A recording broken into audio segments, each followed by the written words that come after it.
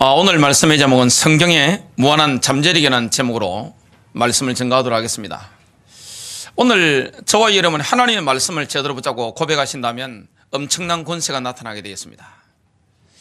예수 그리스도를 믿는 자에게는 권세가 있습니다. 가는 곳마다 악한 영들이 떠나가게 되어 있습니다.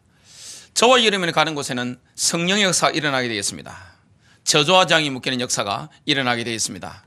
오늘은 추수감사 주일인데요.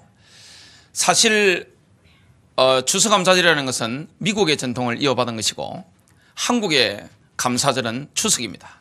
그런데 우리나라가 이때까지 교회라든지 또 한국 사회가 지켜내려는 전통이 있기 때문에 그걸 좀 날짜를 다르게 합니다만은 사실은 한국의 추수감사주일은 추석입니다. 추석과 이 성경에 말씀하고 있는 초막절, 장막절, 수장절 그 날짜가 사실은 똑같습니다. 그런 영적인 의미를 저와 여러분 붙잡고 오늘 우리가 예수 그리스도의 재림을 누리는 그런 신앙, 재림을 준비하는 그런 신앙으로 쓰임받는 축복의 시간 되시길 바랍니다. 이 세절기, 유월절, 오순절, 수장절의 그 축복, 그것은 영원한 절기입니다. 하나님께서 영원한 규례를 주신 것입니다. 영원히 지키라. 그 세절기를 지킬 때마다 주님의 권세를 체험하게 되었습니다. 유월절날 어린 양의 피를 바르는 순간에 이스라엘 백성들은 노예였다가 또 파라오의 속박 아래 있다가 완전히 해방되어 나온 것입니다. 저와 여러분이 예수 그리스도의 십자가의 능력을 오늘 믿음으로 고백하는 시간에 우리에게 역사하는 모든 어둠의 권세, 저주의 세력은 떠나가는 권세가 분명히 나타나게 될 것입니다. 이 빔을 우리가 누리고 있습니다. 하나님의 역사는 언제나 하나님의 절기에 일어납니다. 하나님의 캘린더에는 뭐가 체크되어 있습니까? 하나님이 역사하시는 그 날이 다 체크되어 있습니다. 그래서 가장 중요한 절기가 유월절 날입니다. 예수님께서는 유월절 어린 양으로 돌아가셨죠. 예수님께서 왜 그렇게 십자가에 달리시게 됐습니까? 메시지가 충돌이 일어난 것입니다. 그 당시에 거짓 선지자들이 굉장히 많았습니다. 누굽니까? 대제사장들, 서기관들, 바리새인들, 종교 엘리트들이죠. 이들은 예수님과 메시지가 달랐습니다. 메시지 충돌이 일어나니까 예수님을 죽이려고 했습니다. 그 죽이는 날짜를 가능하면 폭동이 나면 안 되니까 유월절 날은 명절날이니까 유대인들이 200만 명이 300만 명이 전 세계에서 예루살렘으로 확 몰려드는 날이니까 그 날은 피해서 죽이려고 했지만 하나님은 그 날을 정하신 겁니다. 그래서 유월절 날 유월절 제사를 드리는 오전 9시에 예수님은 십자가에 달리신 것입니다. 유월절 날 제사장의 칼이 어린 양의 목을 찌르는 그 순간, 제사들을 드리는 그 절정의 순간에 예수님께서는 다 이뤘다 이렇게 외치시고 운명하셨습니다. 그 순간에 뭐가 찢어졌죠? 성소와 지성소에 그 가로막고 있었던 가죽으로 된 엄청나게 두꺼운 휘장이 위로부터 아래까지 하나님이요 쫙 찢어버린 것입니다.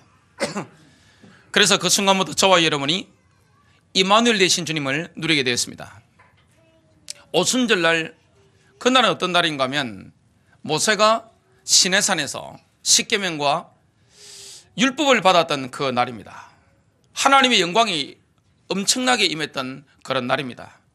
구약시대 하나님은 율법을 주셔서 말씀으로 우리를 인도하셨습니다. 그런데 우리가 말씀을 다 지킬 수 없기 때문에 오순절날 이스라엘 백성들이 1500년 동안 지키고 있었던 그 날에 마가다락방에 성령이 임하신 것입니다. 성령이 임하셨다는 것은 예수님이 죽으시고 부활하시고 하늘로 승천하셔서 하나님 보좌 우편에서 영화롭게 되셨구나, 영광스럽게 되셨구나, 그것을 제자들이 확실히 아는 사건이었습니다. 성령이 임한 것입니다. 그때부터 우리를 누가 인도하십니까? 성령의 능력이 인도하는 것입니다. 자, 그렇다면 초막절은 무엇입니까? 초막절, 장막절, 초막이나 장막이나 똑같은 것입니다. 이스라엘 백성들은 이스라엘 음력으로 7월 15일, 한국의 음력으로 8월 15일, 정월 대보름이죠. 이때가 되면 집 근처에다가 초막을 지었습니다. 간이천막 비슷한 그런 초막, 장막을 지어놓고 7일 동안 하나님을 기뻐하면서 말씀을 묵상하고 말씀을 낭독하고 했습니다. 그건 뭘 말씀합니까? 이스라엘 백성들이 광야 40년 동안 하나님이 우리를 인도하신 것에 대한 추억, 감사, 그 다음에 1년의 농사, 거기에 대한 추수에 대한 하나님에 대한 감사. 그래서 이 초막절은, 장막절은, 수장절은 기쁨의 축제였습니다. 저와 여러분이 살아갈 수 있도록 물질을 주시고 먹을 것을 주시고 모든 것을 입을 것을 주신 것은 누구의 은혜입니까? 하나님의 은혜입니다. 불신자는 자기 노력을 살아가지만 우리 그리스도인들은 하나님의 보살핌으로 하나님의 은혜로 감사의 그런 축제를 즐기는 그런 행사가 절기가 바로 초막절, 장막절입니다. 그게 바로 추수감사주일입니다. 그런 엄청난 축복을 누렸습니다. 유월절 피해 권세, 오순절 성령의 능력, 장막절에 재림의 축복, 이런 권세를 우리가 삶 가운데 누리게 되었습니다.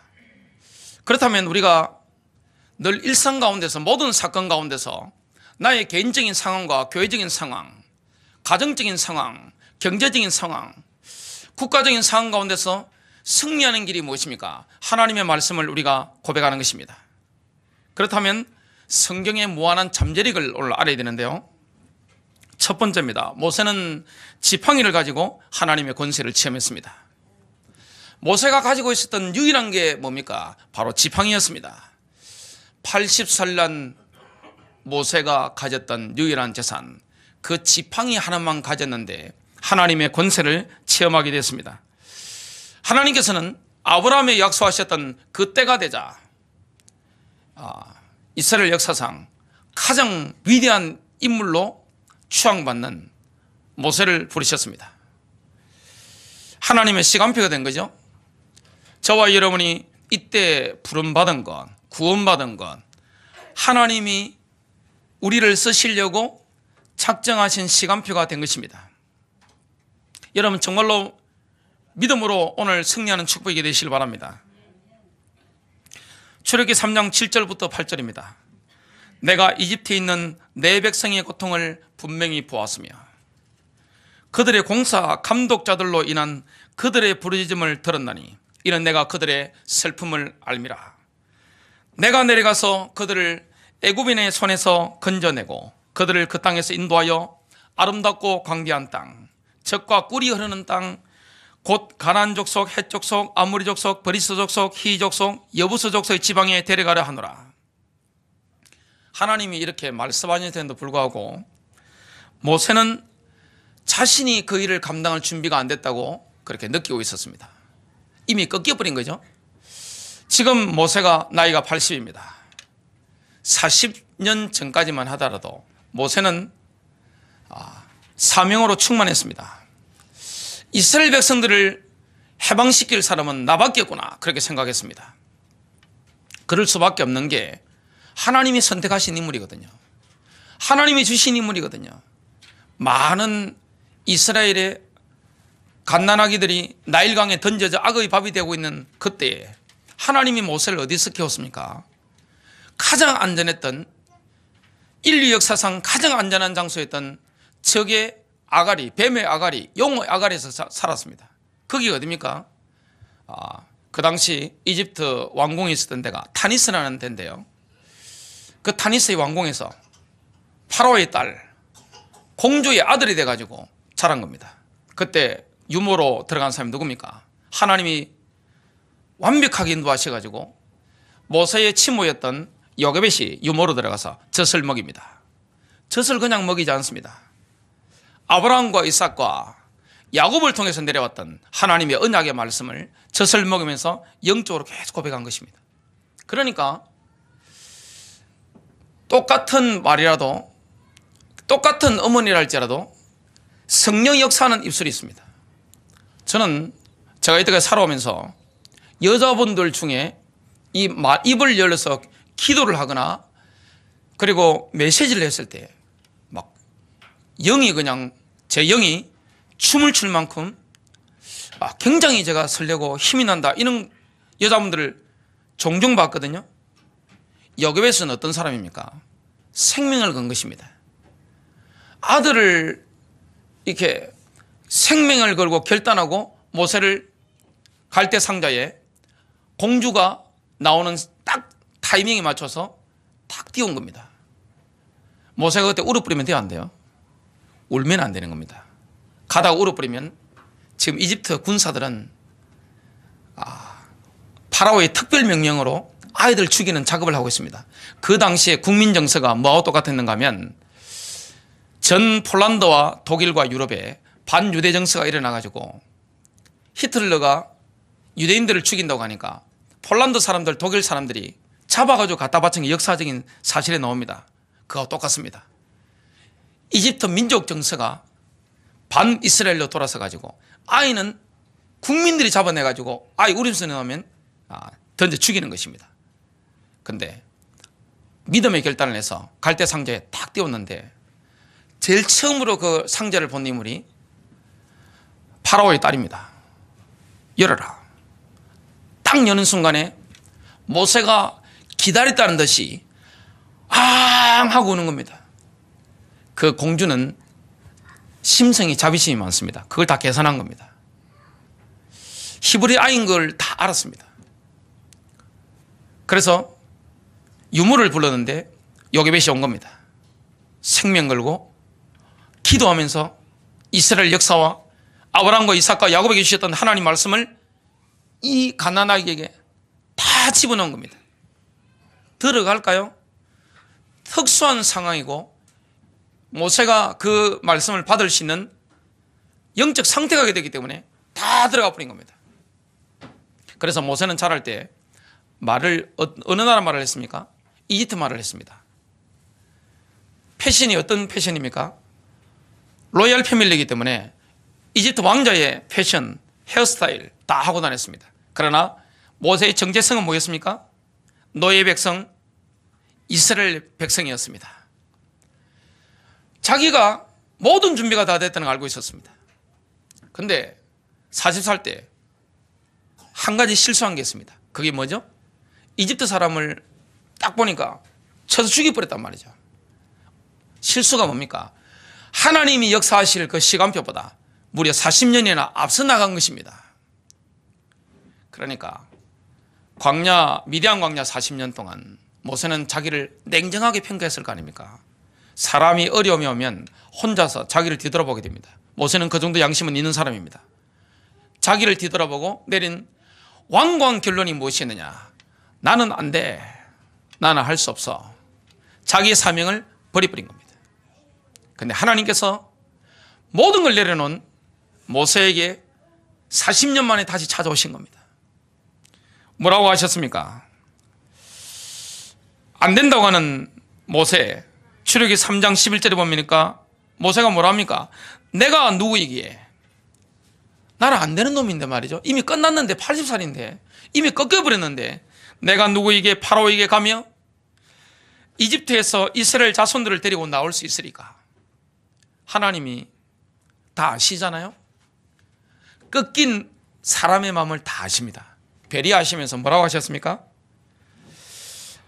출애굽기 4장 2절에 보니까 내 손에 있는 것이 무엇이냐? 모세가 대답합니다. 지팡이입니다. 3절입니다. 그것을 땅에 던지라. 모세가 그 지팡이를 땅에 던지니까 갑자기 뱀이 된 것입니다. 기겁을 하잖아요. 그것도 그냥 뱀이 아닙니다. 무서운 뱀입니다. 모세가 놀라서 뱀을 피했습니다. 하나님께서는 출애굽기 4장 4절에 보면 인간의 상식을 초월하는 명령을 하십니다. 뱀의 머리를 잡아라. 그래야 합당하잖아요. 뱀의 꼬리를 잡아라. 꼬리 잡으면 독뱀에 물리면 죽잖아요. 물리면 바로 죽습니다. 근데 뱀의 꼬리를 잡아라. 모세가 순종하는 순간 딱 잡는데, 꼬리 잡는데 뭐가 됩니까? 뱀이 변하여 지팡이가 된 겁니다. 모세는 그 지팡이를 가지고 영적 싸움에 승리했습니다. 영적 싸움이라는 것은 우리가 인생에 승리하는 것이라고 하는 것은 내 육신의 힘으로 승리하는 게 아닙니다. 오늘 우리가 교동문에 뭘 봤습니까? 교동문 오늘 106편 106번 보니까 하나님께서 뭐라고 말씀했는가 하면 여호와는 말의 힘이 세다 하여 기뻐하지 아니하시며 사람의 다리가 억세다 하여 기뻐하지 아니하시고. 사람의 기본적인 힘이 어디서 나옵니까? 허벅지에서 모든 힘이 다 나오잖아요. 인간의 체력은 힘은 다 허벅지에서 나오는 겁니다. 허리 힘이 어디서 나옵니까? 허벅지잖아요. 몸의 힘은 체력은 다 허벅지에서 나오는 겁니다. 그래서 늘 걷잖아요. 운동하고. 허벅지의 힘이 세다고 하여 하나님 기뻐하는 게 아닙니다. 그런 사람 쓰는 게 아닙니다. 전딱을 쓰는 게 아닙니다. 지식이 있다고 쓰는 게 아닙니다. 준비가 다 돼서 조건이 좋아서 쓰는 게 아닙니다. 환경이 좋아서 쓰는 게 아닙니다. 하나님의 때가 되면 하나님 쓰시는 것입니다. 연약해도 지팡이만 있다면 하나님의 권세가 나타나게 되어 있습니다. 내 힘이 아니라니까요. 하나님의 역사는 성령의 역사이기 때문에 내 능력과 내 힘이 아닙니다. 모세야 뭐가 있느냐? 지팡이가 있습니다. 땅에 던져라. 꼬리를 잡아라. 꼬리 잡으는 게 지팡이 된 것입니다. 모세는 그 권세 있는 지팡이를 들고 나갔는데 어떤 일이 일어났습니까? 이집트 마술사들요 딱 꺾어버렸습니다. 이집트 마술사들도 뱀을 만들었습니다. 이집트 마술사들도요 기적들 엄청 일어났습니다. 왜냐? 귀신의 능력이 엄청난 것입니다. 지구상에 그런 마술사들이 지금도 어딘가에 굉장히 많습니다. 이집트는 지배자가 누굽니까? 파라오잖아요. 모세는 하나님의 지팡이를 가지고 파라오의 권능을 무력하게 만들었습니다. 모세는 하나님의 지팡이를 가지고 이집트 신들을 조롱했습니다. 10가지 재앙이 이집트 신이잖아요. 신을 다 조롱해버리는 것입니다. 모세는 그 지팡이를 가지고 이스라엘을 완벽하게 해방하는 하나님의 권세를 체험하게 됩니다. 모세는 하나님이 개입하실 타이밍이 되면 그 지팡이를 높이 들었습니다. 하나님의 시간표가 되면 그 지팡이를 높이 들면 하나님은 그때마다 권세로 역사하신 것입니다. 여러분 젊다고 영적 싸움에 승리하는 거 아닙니다. 허벅지가 강하다고 해서 내가 지금 머리에 지식이 있다고 해서 돈이 있다고 해서 내가 배경이 된다고 해서 역사하는 게 아닙니다. 하나님은 그렇게 역사하는 분이 아닙니다. 하나님은 일단 우리를 뭐합니까? 엎어버립니다.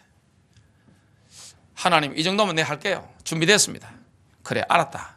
가장 진실한 순간으로 너를 데려가겠다. 엎어버리는 것입니다. 그래서 하나님께 쓰임받지 못하는 사람 넘버원이 누굽니까? 교만한 사람, 루시퍼를 닮은 사람. 하나님은 절대 쓸 수 없는 사람이 뭡니까? 자만심이 가득한 사람. 사람 눈을 보면 자만심이 있는 사람이 있잖아요. 인생을 40, 50, 60 넘어가다 보면 눈빛만 봐도 저 사람 자만심이 가득하네 알잖아요. 하나님은 자만심이 가득 찬 사람, 아무리 그 사람 배경과 조건 다 갖췄다 할지라도 절대입니다. 안 씁니다. 그걸 꺾어버립니다. 80살 때 하나님 나 못합니다. 내가 두렵습니다. 내가 어떻게 바로에게 갑니까? 나는 죽을까 두렵습니다. 지팡이만 있다면 됩니다. 하나님의 지팡이. 높이 드는 순간에 하나님의 권세가 나타나는 것입니다. 출애굽기 14장 21절입니다. 홍해 앞입니다. 모세가 바다 위로 손을 높이 뻗쳤더니 지팡이를 높이 뻗친 겁니다. 있는 힘을 다해 80살 된 모세가 지팡이를 높이 뻗쳐버린 겁니다. 주께서 밤새도록 강한 동풍으로 바다를 뒤로 물러가게 하시어 바다로 마른 땅이 되게 하시니 물이 갈라졌더라. 홍해를 가르는 것은 하나님의 권세지 모세의 젊음이 아닙니다. 모세의 인간적인 능력이 아니라니까요. 여러분 인생에 기적의 문이 열리는 것은 하나님의 권세지 내 노력이 아닙니다. 물론 노력해야죠. 학생이 공부 안 하고 하나님 성적을 높여 주시옵소서 그러면 안 되잖아요. 직장인들이 일 안 하고 사업하는 분들이 일 안 하고 놀면서 하나님 역사해 주시옵소서 그러면 안 되잖아요. 자, 이스라엘 백성들이 홍해를 건넜습니다. 그러면 어떻게 해야 됩니까? 하나님이 개입하셔야 되잖아요. 저 지금 그 당시 이집트는 초인류 강대국이었습니다. 넘버원 국가였습니다. 제국이었습니다. 제국의 특수부대가 지금 홍해 한가운데 다 들어가 있는 겁니다. 출애굽기 14장 27절과 28절입니다. 모세가 바다 위로 손을 뻗치니 또다시 뭡니까? 하나님의 지팡이를 있는 힘껏 탁 든 것입니다. 바다가 그 세력이 회복되었고 새벽이 되었더라. 지금 새벽입니다. 밤새 쫓아온 겁니다. 밤새 앞에 걷는 겁니다.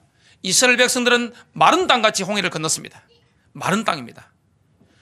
바다 한가운데인데 하나님 말려버리니까 바람이 부니까 퍼석퍼석한 겁니다. 돌도 어떻습니까? 바다 한가운데 돌인데 완전히 다 말라버린 것입니다. 그런데 여기에 지금 이집트 군대가 다 갇혀 있습니다.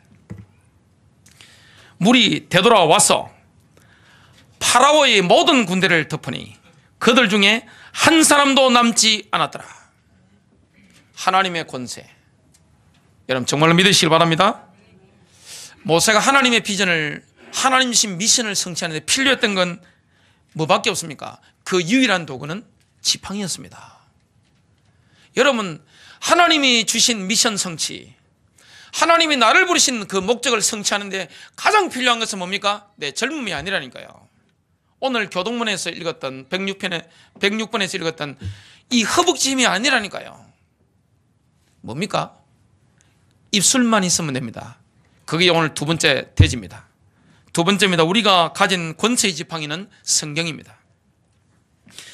그리스도인의 손에 들린 지팡이가 뭡니까? 권세의 지팡이, 권능의 지팡이는 이 성경입니다.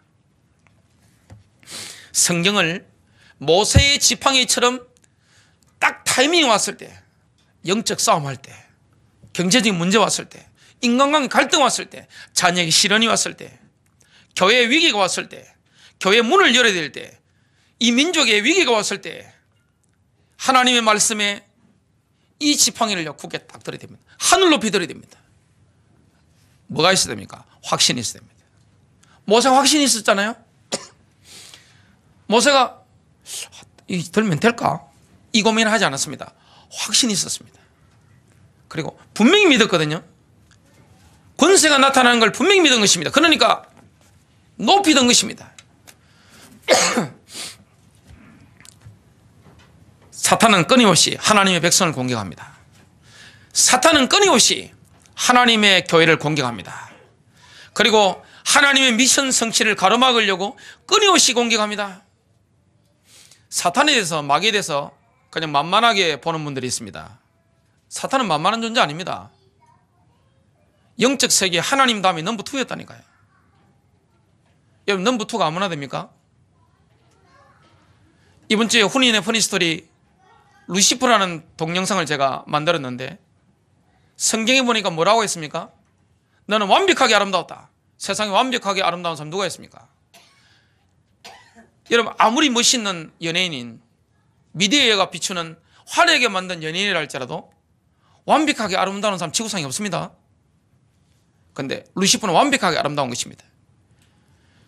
이 세상에 아무리 머리 좋은 사람도 하나님이 루시퍼를 평가한 그 평가에 도달하지 못합니다. 루시퍼는 어떤 존재입니까? 너는 지혜가 충만하구나, 완벽하게 아름답구나. 사람이 반란을 아무나 일으킵니까? 그리고 반란을 일으키려면 세력을 얻어야 되잖아요. 넘버원에 버금가는 비슷한 능력 없으면 반란 못 일으킵니다. 천상에서 반란을 일으킨 존재가 누굽니까? 루시퍼입니다. 그런데 그 루시퍼도 쫓아버리는 방법이 있습니다. 뭐죠? 권세의 지팡이, 말씀의 권세의 지팡이 딱 높이 들어버리면 어떻게 됩니까? 그 앞이 꺾이는 것이지 내 능력이 아닙니다. 말씀이 곧 누굽니까? 예수 그리스도입니다. 십자가잖아요. 예수님이 십자가에서 어떤 일을 하시는가를 밝히 알려주시는 하나님의 말씀을 내 입술로 고백했을 때 영적인 상태가 확 바뀌어버립니다. 죽음의 영들이 떠나버리는 것입니다. 그리고 내 정신을 공격했던, 내 육신을 공격했던, 경제를 공격했던, 가정을 공격했던, 우리 집안을 초토화로 만들었던 흑암의 세력 순간적으로 떠나가 버리는 것입니다. 여러분 아무리 전다고 해서 영적 싸움에 승리합니까? 성경 지식이 많이 한다고 외운다고 해서 됩니까? 그렇지 않습니다. 믿어야 되는 것입니다. 그걸 믿어야 돼요. 인생 자체가 사탄과의 지속적인 싸움이잖아요. 전쟁입니다. 우리는 실패자의 싸움이 아닙니다. 승리자의 싸움에 우리는 동참하게 됐습니다. 에베소서 6장 12절 우리의 씨름은 혈과 육을 상대하는 것이 아니요 정사들과 통치자들과 권세들과 이 어둠의 세상 주관자들과 하늘에 있는 악의 영들을 상대함이라. 저와 여러분의 적이 어디 있습니까? 하늘에 있습니다. 공중에 있습니다. 공중의 권세를 잡고 있습니다. 정사입니다. 권세입니다. 그렇다면 우리의 신분이 어디에 있습니까? 내 위치가 어디 있습니까? 하늘에 있잖아요. 그게 바로서 에베소서 2장 6절의 말씀입니다.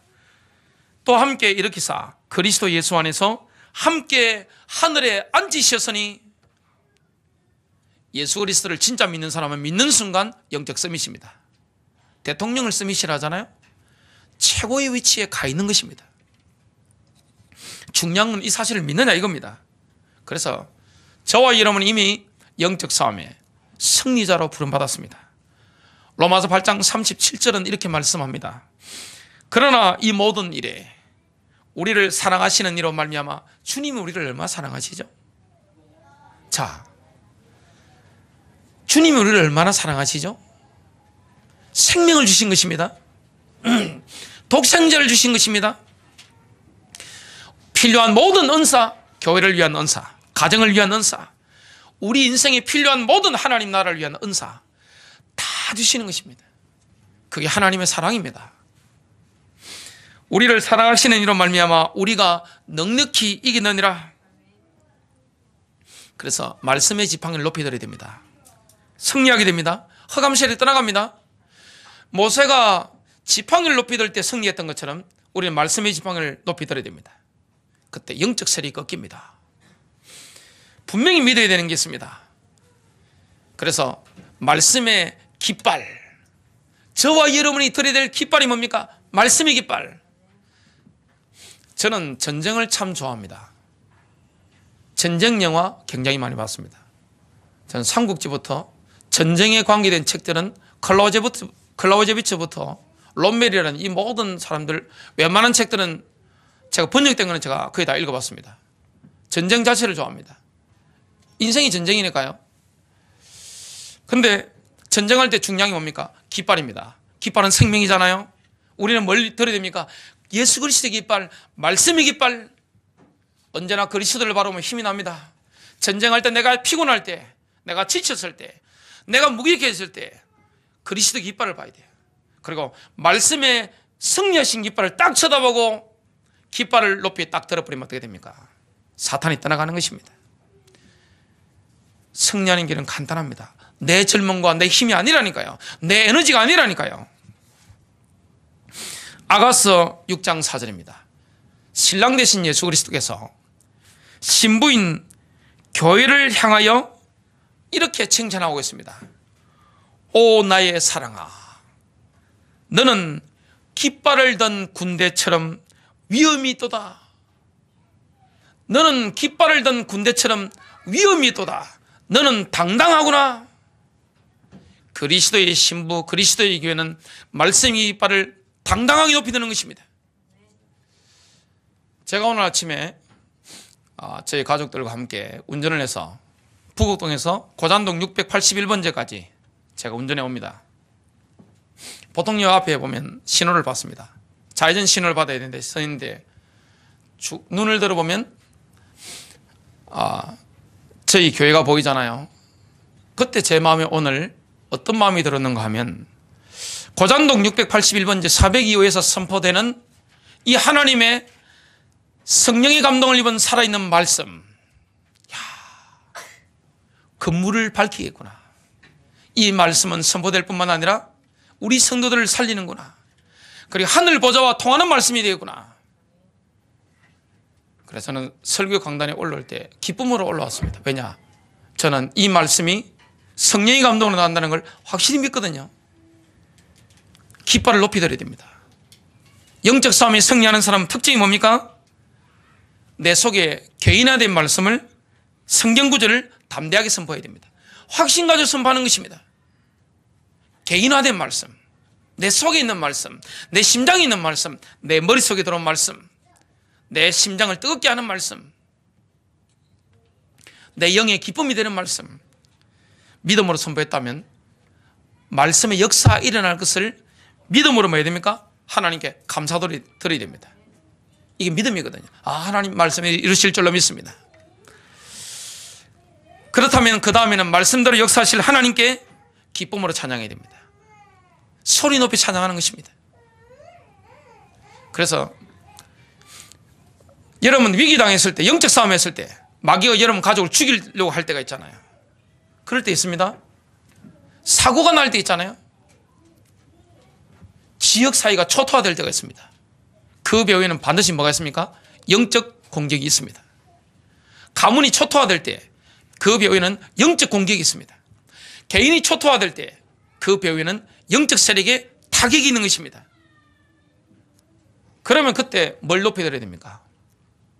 하나님의 말씀의 깃발, 말씀의 권능의 지팡이를 딱 들어버리면 어떻게 됩니까?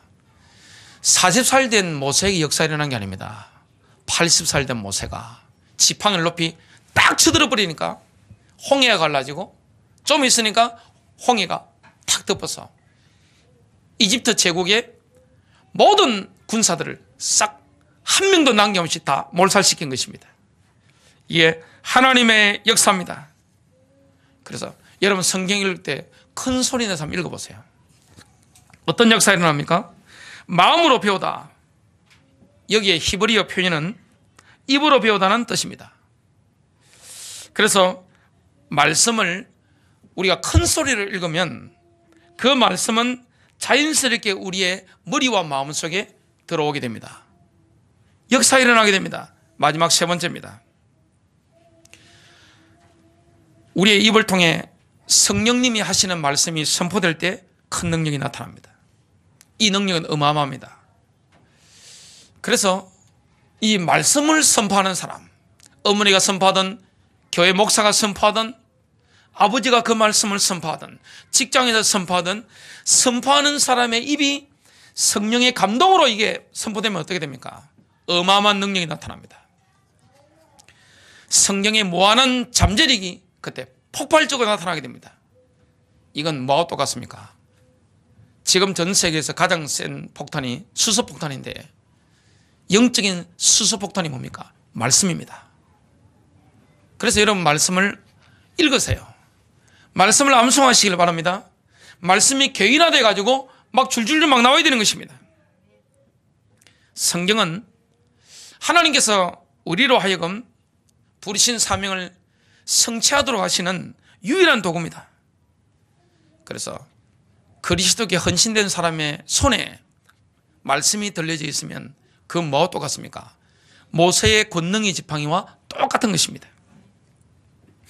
하나님 말씀의 능력은 어마어마합니다. 성경은 초자연적인 책입니다. 제가 무속인들 가정을 상대방 요청했을 때 차를 불러서 트럭으로 버릴 때가 있었습니다. 그러면 그걸 거기 보니까 돈도 나와요. 뭐 제가 제일 좋아하는 게 책이니까 책도 있더라고요. 그 책이 무슨 책인가 싶어 제가 가지고 무속인들 보는 책을 막 열어보니까 100% 귀신책이더라고요. 다 버렸습니다. 돈 있는 거 다 버리고 전부 다 버렸습니다. 하나도 제가 추석한 게 없습니다. 왜냐? 거기에 뭐가 묻어 있죠? 영이 묻어 있습니다. 성경은 초자연적인 책입니다. 이게 그냥 혼적인 글이 아닙니다. 지성인들이 그냥 머리 짜내가지고 연구한 책이 아닙니다. 하나님의 성령께서 영감을 주신 말씀을 성령의 감동을 받은 사람이 기록한 것입니다. 이게 초자연적인 책이기 때문에 이 말씀을 선포할 때 우리를 통해서 성령의 역사가 있다면 어떻게 됩니까?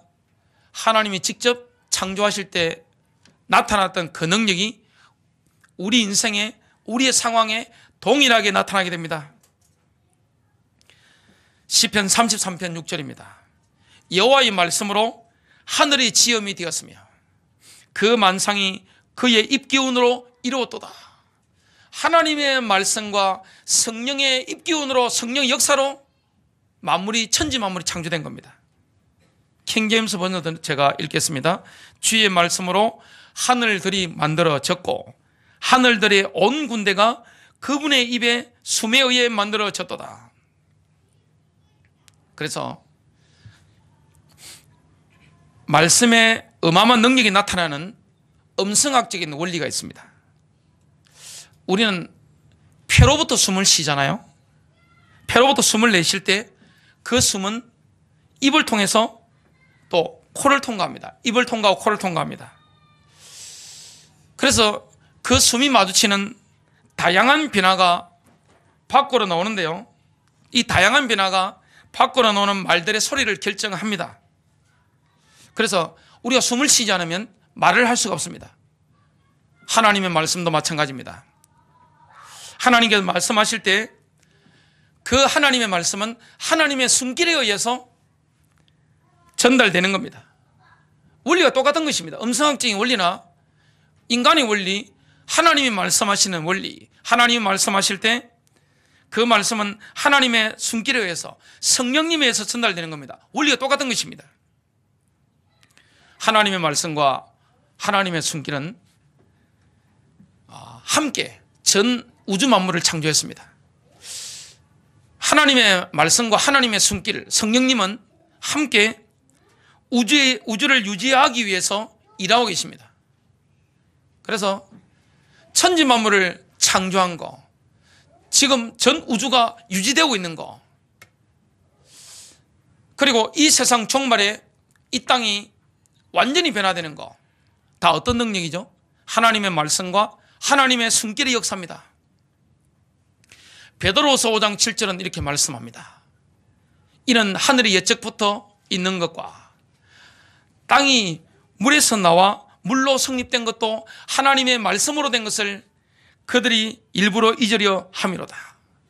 이로 말미암아 그때 세상은 물이 넘침으로 멸망하였으되 이제 하늘과 땅은 그 동일한 말씀으로 불살하기 위하여 보호하신 바 되어 경건하지 아니한 사람들의 심판과 멸망의 날까지 보존하여 두신 것이니라. 하나님의 말씀이 창조하고 이 우주 만물을 유지하고 하나님의 말씀이 이 우주 만물을 피하신다고 말씀하고 있습니다. 지구상에 일어나고 있는 모든 혼란들은 주님의 말씀이, 하나님의 성령이 마지막 날에 피하게 될 것이라고 오늘 분명히 말씀하고 있습니다.